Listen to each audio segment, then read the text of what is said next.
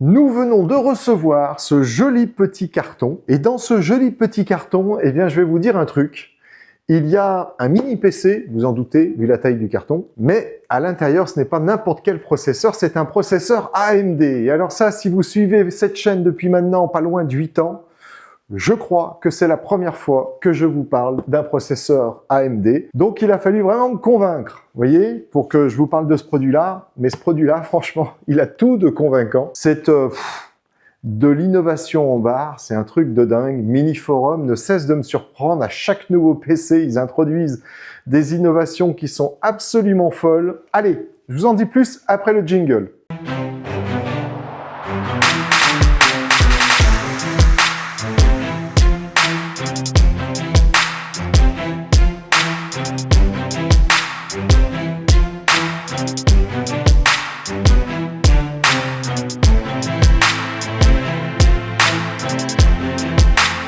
Alors, pour l'ouvrir, rien de plus simple. Vous voyez, il y a deux petites tirettes là-dessus.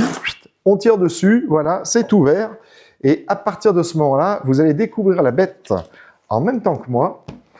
Parce que là, il y a quand même du lourd. Hein. Voilà. Et puis, c'est d'ailleurs lourd parce que c'est un boîtier qui est assez costaud. Il est en ferraille. Donc, déjà, vous ne le casserez pas. Vous risquez moins de l'abîmer qu'avec un boîtier totalement en plastique. Alors, tout n'est pas en ferraille, bien évidemment. Mais voilà.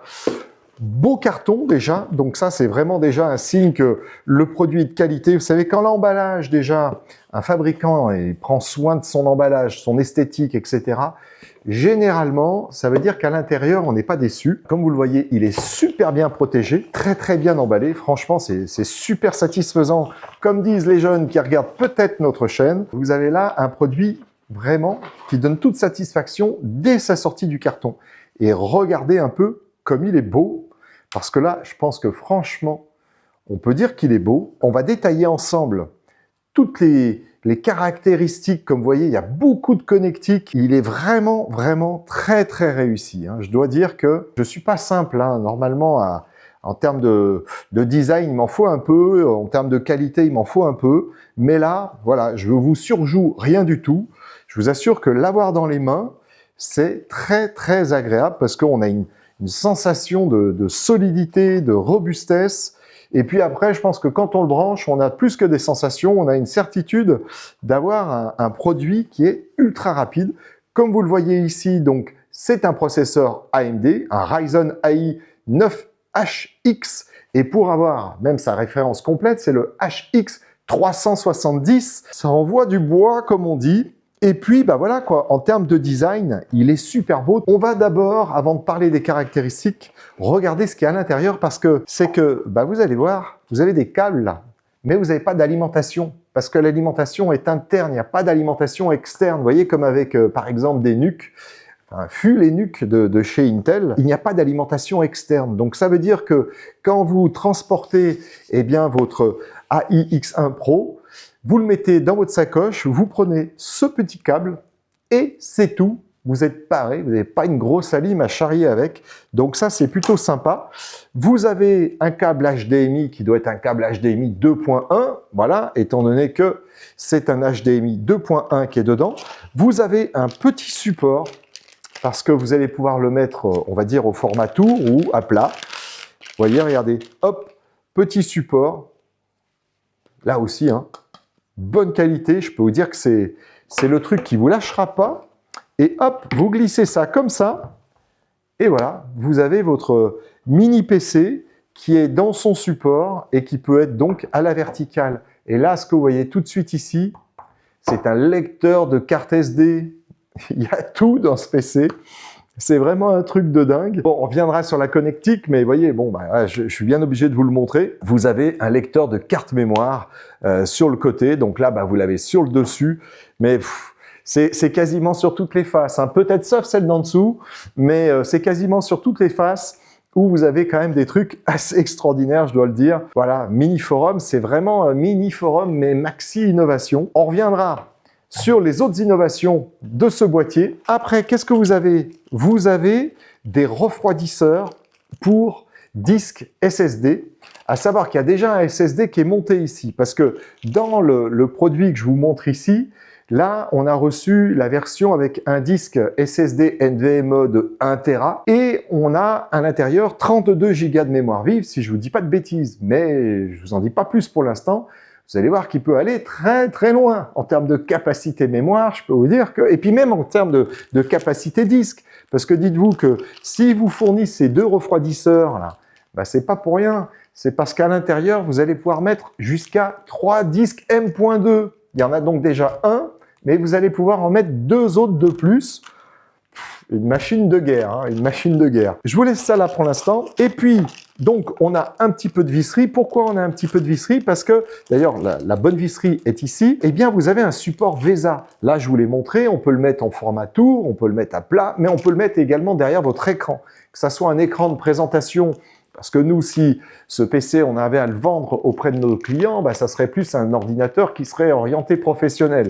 Et donc, on pourrait, par exemple, faire du marketing digital avec, donc, vous savez, tout ce qui est affichage digital avec un grand écran pour aller diffuser du contenu. Eh bien, vous pourriez donc l'accrocher avec ça. Et puis, si vous êtes gamer, parce que c'est un PC qui peut largement, très largement être utilisé pour des gamers, je vais même vous dire, il est même plutôt fait pour des gamers que fait pour le monde professionnel. Mais il se trouve qu'avec les caractéristiques qu'il a, franchement, on peut faire vraiment de tout. Bon, bah, si vous êtes gamer, vous pouvez mettre ça derrière votre écran et puis l'utiliser comme ça.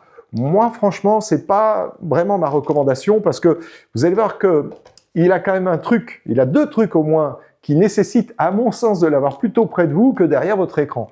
Bon, je vous en dis plus juste après, là, dans la présentation de la connectique. Mais voilà, sachez que vous avez la possibilité de le brancher derrière un écran. Bon, et c'est tout, hein, il n'y a pas d'autre chose à l'intérieur. Vous avez une notice sur laquelle je suis passé rapidement. Vous savez, mon amour pour les notices. Bon, là, en plus, c'est vraiment plus qu'une notice. Ce sont que des informations, on va dire, officielles, de sécurité, etc. Bon, rien d'indispensable, en tout cas, pour aller démarrer votre ordinateur. Et alors maintenant, on va passer à la partie puissance, c'est-à-dire processeur qui est à l'intérieur, et puis on va décrire un petit peu, évidemment, ce que vous allez pouvoir en faire de cet ordinateur, de ce mini PC qui, franchement, hein, en termes de puissance, en termes de performance, c'est presque une mini workstation hein, que j'ai sur la table, hein, parce que il en a vraiment à l'intérieur. Et puis, s'il en avait pas assez quand vous le commandez, vous pouvez tellement lui en ajouter qu'en termes de puissance, je pense que ça peut vraiment se comparer à une petite workstation, une mini workstation, bien évidemment, vu son volume. Hein, ça peut pas être une workstation de type tower, mais en tout cas, voilà, il en a vraiment toute la puissance. Alors déjà, ce qu'il faut savoir, c'est qu'à l'intérieur, vous avez donc un CPU AMD, c'est le Ryzen AI 9 HX370, qui intègre pas moins de 12 cœurs, donc 24 threads, et qui a 80 TOPS en termes de neuronal, vous voyez, en termes de puissance neuronale, c'est un 80 TOPS, 80 trillions d'opérations par seconde. Donc voilà, c'est quand même un très gros processeur. C'est un processeur qui est, on va dire, taillé pour tous vos usages futurs en IA. Vous le verrez d'ici quelques instants, je vais vous montrer quelques slides que Miniforum met sur, on va dire, sur son site web. Et ben, vous allez voir qu'en termes d'IA, c'est quand même un PC qui en a sous le pied. Il est conforme, en fait, tout simplement, à ce qu'on appelle un PC Copilot Plus chez Microsoft. Donc, c'est vraiment un PC qui est, on va dire, taillé pour aujourd'hui et puis pour demain, avec tous les nouveaux usages que nous promet l'IA, vous avez à l'intérieur un processeur qui est en capacité de répondre à tout ça. Et alors, au niveau de la mémoire, ce sont donc 2 barrettes de 16 Go en DDR5, en double canal 5600 MHz, et vous pouvez aller jusqu'à 128 Go de RAM dans la version Pro. Donc vraiment, 128 Go de RAM dans votre ordinateur, je peux vous dire que vous pouvez avoir à peu près n'importe quelle application, vous êtes vraiment tranquille. Et puis les disques SSD, je vous l'ai dit, jusqu'à 3 disques NVMe M2 2280, vous allez pouvoir aller jusqu'à 12 Tera. 12 Tera, donc 4 et 4. Je crois que vous pouvez assurément héberger toutes vos données. 12 Tera, et ça c'est aujourd'hui, parce qu'on peut largement imaginer que bientôt on ait des disques SSD qui soient encore plus grands, et vous allez pouvoir donc héberger encore plus de data. Bon, mais déjà avec 12 Tera, vous êtes plutôt tranquille. Et alors, au niveau processeur, le Ryzen qui est dedans, c'est vraiment une bête de course. Miniforum l'a comparé avec un processeur Ultra 7 258V de chez Intel. c'est jusqu'à 70% de performance supplémentaire avec ce Ryzen. Donc ce processeur intègre un GPU, un CPU et un NPU qui, comme je vous l'ai dit tout à l'heure, intègre 80 TOPS, donc 80 trillions d'opérations par seconde, ce qui est quand même vraiment énorme. En termes de performance, et justement en termes de performance en cas d'usage, vous voyez, je vais vous mettre juste devant moi eh bien, un tableau qui vous compare les deux systèmes, les deux processeurs, et vous allez voir qu'au niveau performance, en termes de montage vidéo, c'est plus 15% par rapport à l'Ultra 7 de chez Intel. En termes de montage audio, c'est 23% de plus. En termes d'encodage vidéo, alors là, c'est plus 83% par rapport à un Ultra 7 258V. Ça veut donc dire que ce n'est pas qu'un PC de gamer. Certes, si vous cherchez un PC pour faire du jeu, ce PC est vraiment top. Donc je ne vais pas vous raconter d'histoire, c'est pas non plus l'équivalent d'un ordinateur qui aurait la plus grosse des Nvidia RTX. Mais vous savez, il y a également le G2 chez Miniforum. Le G2, c'est une sorte de station d'accueil à carte graphique. Vous allez pouvoir le connecter dessus. Et ça, je vais vous le montrer au moment où on va parler justement un petit peu connectique. Et puisque je vous parlais d'IA, je vais vous remettre un tableau de Miniforum qui compare justement les vitesses en termes de performance IA. Eh bien, le 9X 370 par rapport à l'Ultra 7 155H cette fois-ci, eh bien, c'est 5 fois plus de performance avec l'AMD Ryzen. Donc, très clairement, vous avez une bête de course ici pour faire de l'IA. C'est vraiment un modèle exceptionnel. Alors, parce que, évidemment, c'est un PC qui peut servir à faire des jeux vidéo, je vais vous mettre quand même le petit tableau qui vous permet de voir bien toutes les caractéristiques de nombre d'images par seconde que vous allez pouvoir afficher avec un mode donc bien précis qui est indiqué dans le tableau. Vous avez tout un tas de jeux où vous allez pouvoir voir que vous pouvez aller jusqu'à 150 images par seconde. Donc, comme il est dit sur ce tableau, eh bien, avec ce mini PC, vous avez des performances qui sont jusqu'à 45% supérieures, de quoi vous assurer de très très bonnes parties de jeu. Si vous êtes un gamer et que vous voulez vraiment avoir une machine à un très très bon prix, ce PC est fait pour vous. Alors, puisque je vous parle de performance graphique, sachez qu'à l'intérieur de ce Ryzen, c'est une carte Radeon 890M avec une fréquence de 2900 MHz qui est intégrée dedans, donc une très bonne carte vidéo, ce qui explique bien évidemment ses performances graphiques. Donc je vais découvrir avec vous l'intérieur, cette fois-ci en réel. Juste un petit truc, j'ai enlevé juste là un petit capuchon en plastique, vous voyez, qui est ici, qui rappelle qu'il y a une vis ici. Alors je ne sais pas très honnêtement pourquoi Miniforum a caché cette petite vis avec cette petite pièce en plastique. Bon, il doit y avoir une raison, néanmoins, il faut l'enlever pour pouvoir ouvrir tout simplement le fond de votre ordinateur. Allez, c'est parti. Avec le tournevis électrique, ça devrait aller vite.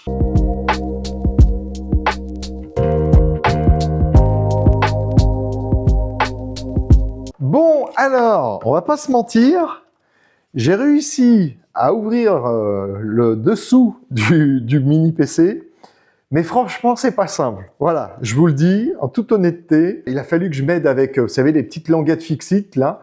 J'espère que j'ai pas cassé, j'ai cassé un petit système de fixation. Bon, écoutez, c'est pas bien grave, de toute façon, ça tient avec des vis. Mais là, bon, c'est du bon plastique, mais il y a un moment donné, si vous forcez trop, vous risquez de le casser. Donc voilà, faites attention. Je vous avoue, c'est vraiment pas simple à ouvrir. Bon, voilà, maintenant on y arrive, hein, mais voilà, on y est arrivé avec un petit peu de casse ici. Bon, c'est pas très très grave. Alors, l'essentiel pour moi est de vous montrer l'intérieur.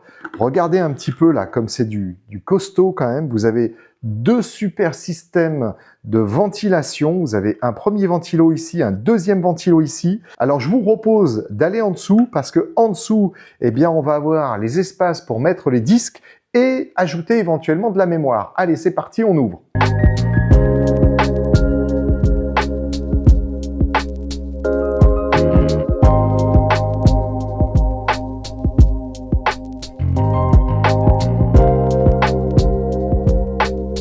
Bon, ça y est, j'ai dévissé les 8 vis qu'il faut enlever tout simplement pour pouvoir enlever le dessus de tout ce système de refroidissement. Donc, je vous propose, eh bien, hop, de l'enlever avec moi. Alors, attention, il y a des câbles, vous voyez, comme c'est indiqué, donc, juste à côté, ici. Donc, on va essayer de ne pas les débrancher parce qu'il me semble voir Alors attendez, si, on va les débrancher. Ça sera sans doute plus simple. Voilà, et d'un, comme ceci, je peux vraiment vous montrer le système de refroidissement qui est vraiment très costaud, hein. Je peux vous dire qu'il est lourd. Donc, alors ce n'est pas que le refroidissement. Ici, vous avez l'alimentation que vous pouvez voir juste là. Donc, une alimentation de 134,9 watts si ma mémoire est bonne. Donc, voilà, suffisant pour alimenter tout ce que vous avez ici. Et alors, on va essayer voilà, de le faire tenir comme ça, s'il le veut bien. Ici, vous avez, voyez, les deux barrettes mémoire qui vous seront livrées. Donc, ce sont des barrettes mémoire du fabricant Adata. Donc là, vous voyez, 16 Go, 16 Go. C'est de la DDR5, donc la dernière génération de mémoire vive. Vous avez ici le premier disque qui est en place. Donc, un disque M2 en 2280. Là, dans ce cas présent, c'est un disque de 1 Tera. Vous avez la possibilité de connecter ici deux autres disques NVMe, donc pareil, en 2280. Et on va voir après le total. Après, ça va bien évidemment dépendre des capacités qui existeront le jour où vous déciderez d'en ajouter. Mais vous allez voir que d'ores et déjà, ça supporte un certain nombre de Tera. Alors ici, vous avez la carte Wi-Fi et Bluetooth. Alors autant vous le dire, Wi-Fi 7, Bluetooth 5.4, donc dernière génération de Wi-Fi. Je vous renvoie sur une vidéo qu'on vous a faite il y a maintenant quelques mois, dans laquelle on vous expliquait tout sur le Wi-Fi 7. Et ici, vous avez également une carte en Bluetooth 5.4, donc la dernière génération de Bluetooth. La petite pile du BIOS. Bon, après, voilà, je ne vais pas vous détailler des composants CMS que vous pouvez voir sur la carte mère, mais la carte principale est ici. On peut largement supposer que le processeur est juste en dessous, parce que ici, vous avez un joli système de refroidissement également. Et puis, voilà, hein, vous voyez, c'est très soigné. Ici, je pense que ce sont deux micros au vu des petits composants que je vois à l'arrière. Voilà, alors juste avant de vous le refermer, regardez ici, vous avez deux haut-parleurs intégrés dans le mini PC, vous voyez, left-right ou left-right, juste ici. Donc c'est vraiment un truc top, hein. C'est-à-dire qu'il est, à lui tout seul, il peut tout faire. Donc il a des micros, il a des haut-parleurs. Ouais, bon, vraiment top. Avant, encore une fois, de le refermer, hein, je vous remontre ce système de refroidissement qui est juste exceptionnel et qui est ultra silencieux. Et c'est vraiment ce qu'il faut quand on a un mini PC comme ça. Il faut que le système de refroidissement soit impeccable. Et là, il est vraiment impeccable. Voilà, c'est refermé. J'attire quand même un petit peu votre attention sur le fait que ces pieds-là, eh bien, je sais pas, c'est un peu bizarre. Ils sont mi-fixés, c'est-à-dire qu'il y a un système de petits trucs en plastique mou là, qui hop, rentrent dans un trou pour aller capturer le pied. Ah, ça mériterait peut-être une version 2 au niveau de ces pieds. Je trouve qu'ils tiennent, mais pas énormément. C'est peut-être le seul petit bémol, vous voyez, que je vais trouver, ça va être les pieds. Bon, ça sera pas trop grave, mais enfin voilà, je préfère vous le dire. Là, les pieds, bon, ils tiennent, hein, ceci dit, hein, vous voyez, il y a pas de problème, ça tient. Mais voilà, regardez, voilà. Donc celui-ci, il me reste dans les mains et il y a une sorte de ventouse, là, une sorte de protubérance là, qui est censée rentrer dans le trou. Alors ça rentre, mais voilà. Bon, il tombe pas, hein, c'est déjà ça, mais c'est peut-être un petit truc à revoir. Et sans plus attendre, maintenant on aborde toute la connectique et vous allez voir que vous risquez de ne pas être déçu. Alors, pour commencer, est-ce que vous avez remarqué ce petit rond qui est juste là? Eh bien, le petit rond qui est juste là, que vous pouvez d'ailleurs voir ici, eh bien, c'est ni plus ni moins qu'un lecteur d'empreintes digitales. Ah, ça, c'est quand même un truc de fou parce que je vais vous raconter un petit truc. Dans une autre vie de Carpe Diem, c'est-à-dire il y a assez longtemps, on voyait de plus en plus de fingerprints sortir, vous voyez, avec un petit module externe comme ça. Donc, c'était un petit module externe sur lequel on posait son doigt et je m'étais toujours dit, mais bon sang, pourquoi ce petit fingerprint là n'est pas intégré dans la tour à un endroit ou à un autre? Mais pourquoi ce n'est pas intégré dans la tour? Alors à l'époque on faisait des grandes tours, mais la grande tour on aurait pu lui mettre au-dessus, à droite, à gauche, devant. Ça n'existait pas. Et ça, je vous parle de ça il y a une quinzaine d'années. Il aura fallu attendre 2025 pour qu'un fabricant ait enfin l'idée géniale de le mettre juste au-dessus. C'est-à-dire que, imaginez un petit peu, pour ouvrir votre session Windows, il va suffire de poser votre doigt là-dessus, il va reconnaître votre empreinte et vous ouvrez votre session Windows. Donc, vous n'avez pas de problématique de mot de passe.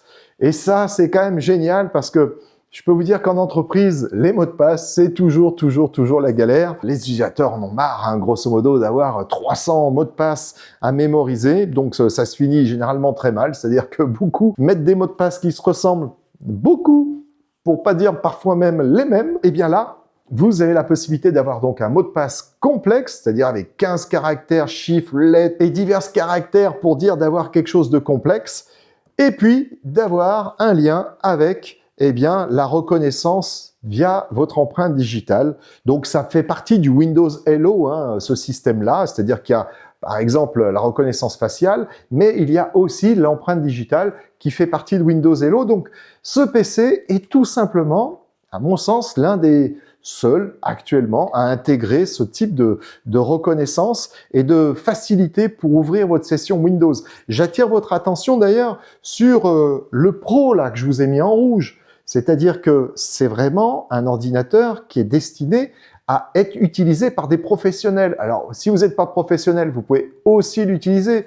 Vous pouvez bien évidemment utiliser un PC Pro à titre de particulier. Mais voilà, s'il est estampillé Pro, bah déjà, c'est qu'il y a un Windows 11 Pro à l'intérieur, donc Windows 11 professionnel. Et puis, bah, vous voyez, ce genre de petits détails, c'est vrai qu'un Pro, il est tout de suite sensible. Il y a un autre détail auquel un Pro peut être sensible, c'est, hop, je vous le mets juste comme ça. Est-ce que vous voyez ce petit logo? C'est un logo qu'on voit de plus en plus aujourd'hui. C'est le logo de Copilot. Copilot, vous savez, c'est l'IA de chez Microsoft. Eh bien, vous allez pouvoir appeler Copilot directement en appuyant sur ce bouton.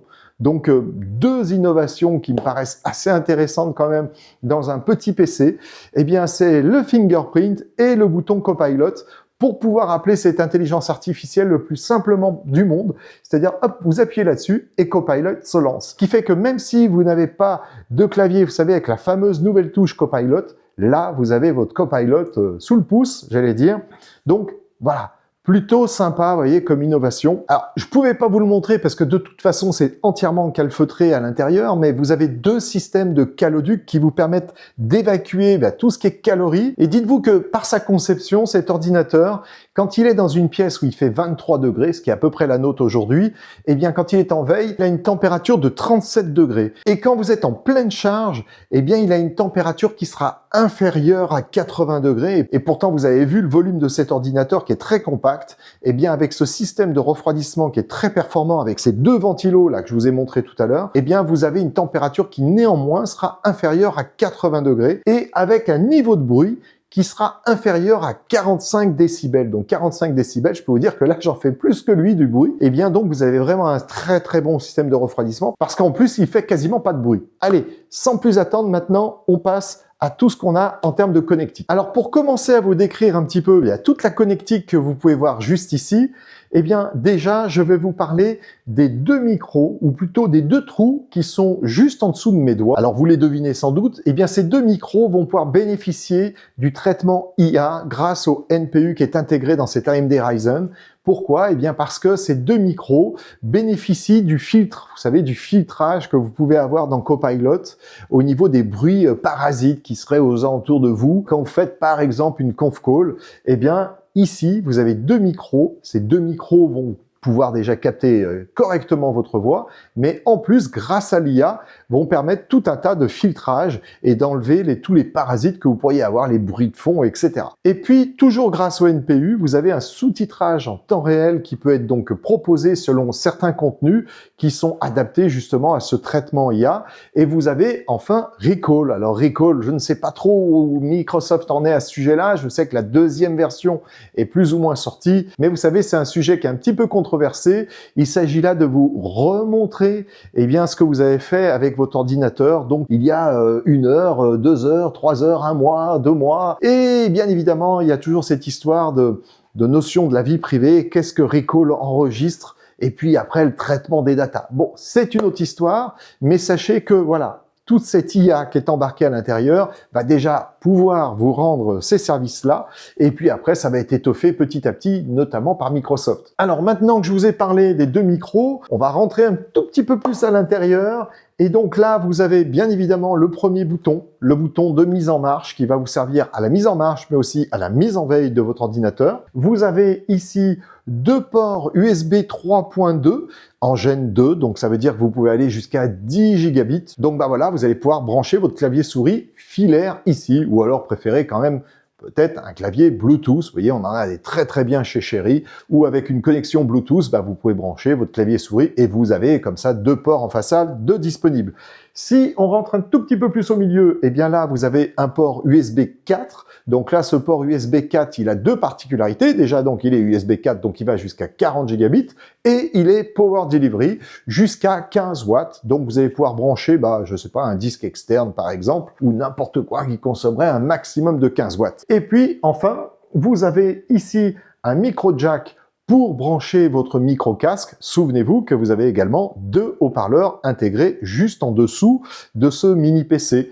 Et puis, vous avez les deux micros. Bon, voilà, maintenant, si vous voulez un micro-casque, vous avez aussi la possibilité de brancher votre micro-casque ici. Et puis, bah voilà, le petit bouton que je vous ai montré tout à l'heure, le bouton de Copilot pour appeler directement Copilot à l'aide de ce petit bouton. Allez, on tourne de ce côté-ci. De ce côté-ci, vous avez le lecteur de carte mémoire. Rien de plus à vous dire néanmoins sur ce lecteur de carte SD. On va passer à l'arrière de l'ordinateur. Alors, à l'arrière de l'ordinateur, comment vous dire, il y a du monde. Nous avons déjà juste ici, eh bien, les deux ports Ethernet en 2,5 gigabits. Deux ports en 2,5 gigabits. Bon, bah là, voilà, vous allez pouvoir avoir un réseau ultra rapide parce que vous pourriez même faire un trunk, vous voyez. Bon, après, il faut l'équipement qui va bien en face aussi. Mais bon, déjà, si vous branchez un câble en 2,5 gigabits, c'est plutôt pas mal. C'est la dernière génération, de toute façon, que l'on peut trouver dans un ordinateur. Là, 2,5 gigabits. C'est plutôt cool. Et puis après le deuxième port, on peut aussi imaginer que vous avez des usages un petit peu plus avancés, faire de la virtualisation, pourquoi pas. Et puis vous en servir comme d'un petit routeur. Enfin bon, bref, vous me direz en commentaire comment vous pourriez utiliser ces deux ports 2,5 gigabits. Si on va un petit peu plus loin, eh bien on trouve un port HDMI qui est en 2.1. Donc 2.1, c'est-à-dire jusqu'à 48 gigabits seconde. Donc là, vous allez pouvoir évidemment exploiter tout ce que vous souhaitez quasiment en écran externe, du 4K, du 8K. Et puis sinon, des écrans Full HD, on va dire que c'est bien aussi. C'est surtout moins coûteux, mais voilà, vous allez pouvoir vraiment brancher un écran avec une énorme résolution. Et vous avez juste ici un port DisplayPort qui est en 2.0, donc jusqu'à 80 gigabits seconde. Encore une sortie écran que vous allez pouvoir exploiter. De toute façon, avec ce mini PC, vous allez pouvoir brancher jusqu'à 4 écrans externes. Donc vous avez de quoi vous faire un joli bureau, vous voyez, avec plein d'écrans tout autour de vous et plein d'applications dessus. Et donc juste à côté, vous avez le port Oculink qui est peut-être compatible avec la DEG2. À l'heure où je vous fais cette vidéo, je vous avoue, je ne le sais pas.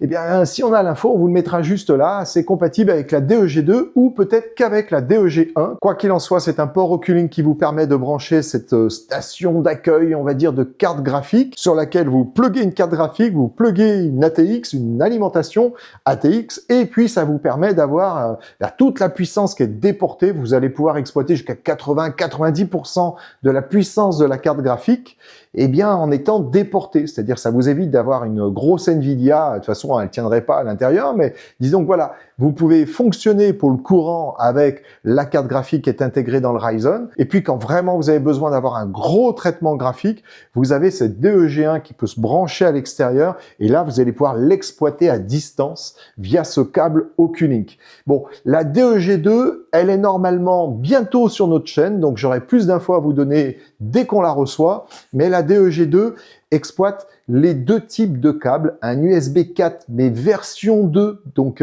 qui est une version jusqu'à 80 gigabits, et puis vous pouvez néanmoins brancher cette DEG2 avec le câble Oculink. Donc voilà, ça fait et le passé et l'avenir, parce que l'Oculink, il y a quand même des chances que ça disparaisse dans les mois, années à venir. Bon bah voilà, en tout cas, ici, vous avez la possibilité de brancher la DEG1, voilà, sans aucun problème.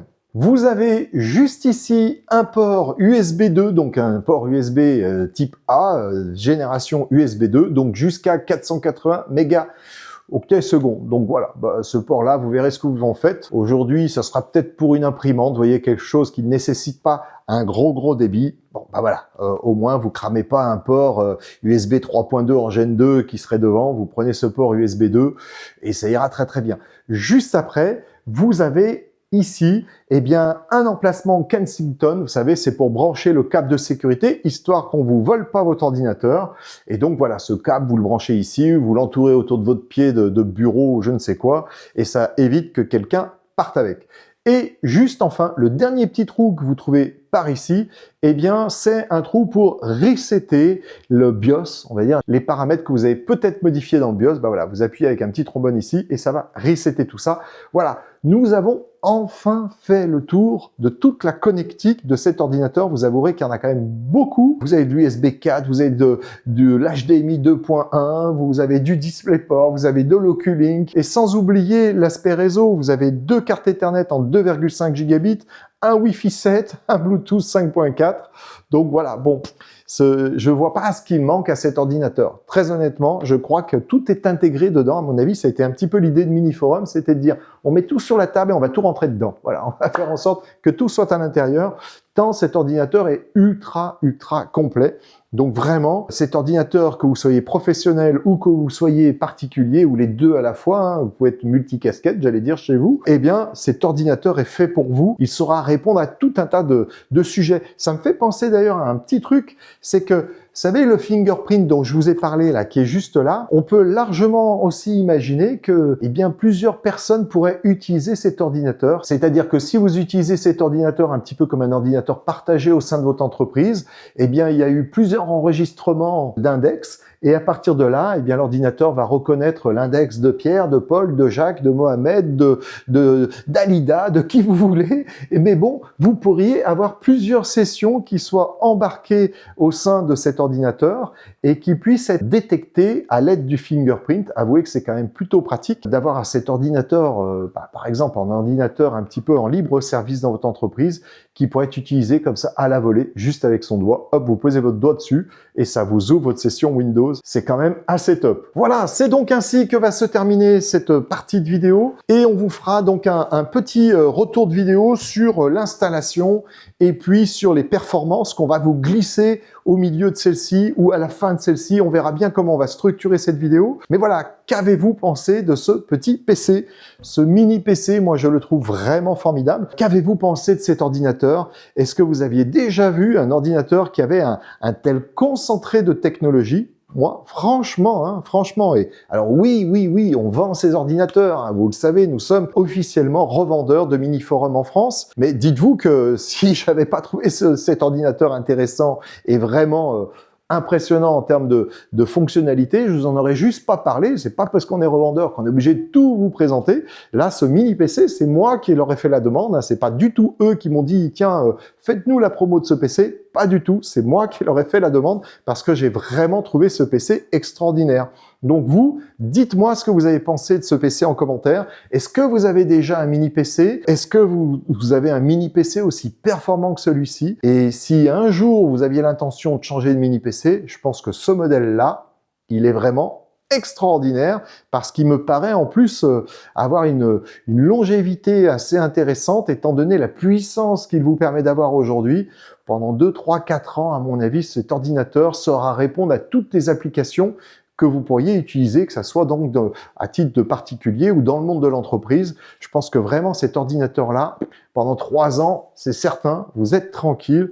Il est ultra performant. Voilà, je vous remercie d'avoir suivi cette vidéo. Eh bien, n'hésitez pas à faire des commentaires, n'hésitez pas à liker, n'hésitez pas à partager, n'hésitez pas à vous abonner parce que, comme je vous l'ai dit il y a quelques minutes, on va bientôt avoir la station graphique externe, la DEG2, qui est toute nouvelle. C'est un tout nouveau produit qui vient de sortir. On devrait le recevoir d'ici une petite semaine chez nous. Donc vraiment, abonnez-vous et on vous présentera ce produit. Alors, je ne sais pas trop avec quelle carte graphique dessus, je ne sais pas trop même si on vous mettra une carte graphique dessus, parce que voilà, c'est quand même des cartes graphiques qui sont assez onéreuses. Acheter une carte graphique juste pour le test, vous le savez, nous on n'est pas trop dans le game, hein. Nous on est plutôt dans le pro, c'est-à-dire dans le travail, dans le monde de l'entreprise. Bon, On verra ce qu'on peut faire avec, mais sinon on vous parlera de ses caractéristiques, et puis après vous nous ferez des petits commentaires par rapport aux différentes caractéristiques de cette DEG2 par rapport au DEG1 si vous l'aviez utilisé. Voilà, et puis à très très bientôt.